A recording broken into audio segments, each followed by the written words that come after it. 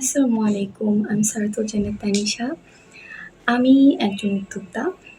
আমি কাজ করছি বিভিন্ন ধরনের আইটেমস নিয়ে, যেমন ফুলের গহনা, মেটালের গহনা, ফেব্রিক গহনা, যেটা কাপড় দিয়ে এবং বিভিন্ন আইটেমস দিয়ে বানানো হয়, যেটা পুরোপুরি হ্যান্ডমেড তৈরি। তারপর হচ্ছে কাঠের গহনা, যেটাতে আমি রং করে তারপর এটাকে আমি বানিয়ে থাকি। এছাড়াও আমি রং তুলি নিয়েও কাজ করি, যেটার মধ্যে থাকছে হচ্ছে canvas paint, sari paint, Punjabi paint, চাদর পেইন্ট, যেগুলা হচ্ছে যে কেউ যদি আমাকে দিতে চায় তাহলে সে তার নিজের পছন্দ অনুযায়ী কিনে আমাকে দিতে পারবে এবং আমি তার পছন্দ অনুযায়ী যে কোনো রং দিয়ে বা যে কোনো কালার দিয়ে তাকে আমি সুন্দরভাবে ডেকোরেশন করে দিতে পারবো। তো আমি যদি বলে থাকি আমার উদ্যোক্তা জীবনের শুরুটা বা উদ্যোক্তা জীবনের জার্নিটা, তাহলে সেটা শুরু হয় প্রায় 2020-এর শেষের দিকে, যখন কোভিড ছিল এবং আমিও একসময় কোভিডে আক্রান্ত ছিলাম। সেটা হচ্ছে 21-এর শেষের দিকে। তো 21-এর শেষের দিকে প্রায় আমার জার্নিটা শুরু বলা যায়। কারণ তখন থেকে আমার লাইফের কিছুদিন বসে থাকা, মানে যখন আমি কোয়ারেন্টাইনে ছিলাম, কোভিডে থাকার পর আমার প্রায় অনেক দিন কোয়ারেন্টাইনে থাকা হয়েছে। তারপর ওইটা থেকেই আস্তে আস্তে আমার যাত্রা শুরু। কোয়ারেন্টাইনে থাকাটা খুবই একটা খারাপ সময় বা খারাপ সময় কাটানোর মতোই ছিল। তো তখন হুট করে একদিন আম্মু আমাকে বলে, সে তার ফোন থেকে একটা স্কেচের ছবি দেখিয়ে বলে, তুমি এটা আর্ট করতে পারো। তো আমি বললাম যে আচ্ছা, তুমি যেহেতু বললে আমি ট্রাই করি। তো দেন আমি ট্রাই করলাম। ট্রাই করার পর আমি সবাই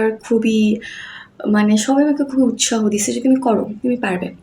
তো একটা করার পর যখন আমি সবার পজিটিভ দিকটা দেখছি যে না, এটা করার পর সবাই আমাকে অনেক উৎসাহ দিচ্ছে যে এটা অনেক সুন্দর হয়েছে, দেন নেক্সট আমি কিছু আরও ছবি নামিয়ে আমি আরও অনেক স্কেচ করার চেষ্টা করলাম। ওইটা থেকেই বলা যায়, মানে 2021-এর শেষে যখন আমি কোভিডে কোয়ারেন্টাইনে ছিলাম, তখন থেকেই আমার জার্নিটা শুরু, যাত্রা। তো 2023-এর শেষে, নাহলে 22-এর শেষে, সরি আমি এক্স্যাক্টলি মনে নেই, যাই হোক, তখন আমার একটা পেজ খোলা হয়। ওই নিয়ে ক্যানভাস, মানে প্রথম হচ্ছে আমি পেইন্ট নিয়ে পেজটা খুলি। তো ওটা খোলার পর আস্তে আস্তে আমি হচ্ছে ওই পেইন্টের পেজটাতে জুয়েলারি আইটেমও ঢোকানো শুরু করি। কারণ দেখলাম এক পর্যায়ে যে হুট করে থাকে না, মানুষের এক এক সময় এক একটা ভালো লাগে। তো ওই ক্ষেত্রে এক সময় আমার জুয়েলারি আইটেমটা প্রতি একটা আকর্ষণ আসলো যে না, আমি এটা বানাতে পারবো, বা হ্যান্ডমেড জুয়েলারিগুলো বানালে কেমন হয়। তো সেটার থেকে আমার একটা উইক পয়েন্ট ছিল যে আমি বানাই, আমি করি। তো আর আমার ইচ্ছা ছিল যে আমার এই ছোটো পেজটাকে আমি যাতে একটু উপরে নিতে পারি, একটু ভালো পজিশন নিতে পারি। আর এটা এখনও চেষ্টা আছে। হ্যাঁ, এখনও আমি পেজ চালাচ্ছি, বাট অনেক বড় বড় উদ্যোক্তা আপুদের মতো আমার পেজটা এখনও ওই পর্যায়ে যেতে পারেনি। ইনশাল্লাহ আমি নিয়ে যাব।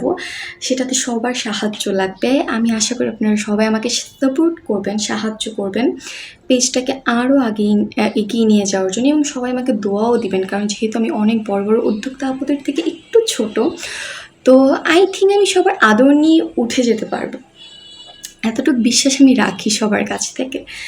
তো এই তো আমার উদ্যোক্তা জীবনের জার্নি। এবং আপাতত আমি হচ্ছে পেয়েছি আমার কয়েকটা জুয়েলারি আইটেম সেক্টর ভাগ করা, দেন হচ্ছে পেইন্টেরও কয়েকটা সেক্টর ভাগ করা, এটা নিয়ে আমি আপাতত ব্যস্ত আছি।